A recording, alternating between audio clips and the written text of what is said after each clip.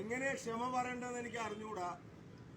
ഇവര് രാവിലെ 9 പരിപാടിയും ഉച്ചയ്ക്ക് ശേഷം 14 പരിപാടി, അങ്ങനെ 23 പരിപാടിയാണ് ചാർട്ട് ചെയ്ത് തന്നത്. ഉച്ചയ്ക്ക് 1:30 ചോറ് തരാനാണ് ഇലക്ഷൻ കമ്മിറ്റിക്കാര് പറഞ്ഞത്. എന്നിട്ട് ഉച്ചയ്ക്ക് എനിക്ക് ചോറ് തന്നത് വൈകുന്നേരം 7:15.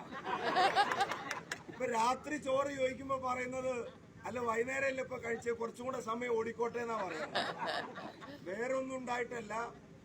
ഇപ്പൊ കല്ലോട് അല്ലെ, നേരത്തെ ജംഗ്ഷൻ കല്ലോടല്ലേ, ചേനായി നമ്മുടെ പോയിന്റ് ആയിരുന്നു.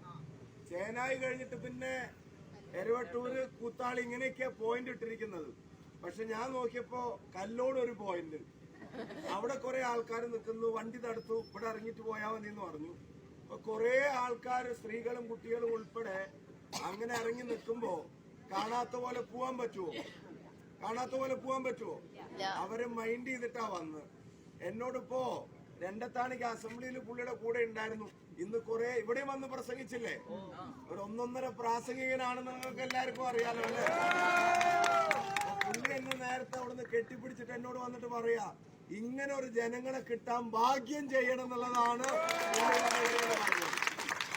20 പാർലമെന്റിൽ എവിടെയും 6:30 മണിക്ക് വരാന്ന് പറഞ്ഞ പരിപാടിക്ക് രാത്രി 1 മണിക്ക് വന്നാൽ ഒരാള് പോലും പോവാതെ കാത്തിരിക്കുന്ന ഒരു മണ്ഡലം കേരളത്തിലുണ്ടെങ്കിൽ അത് വടകരയാണ്.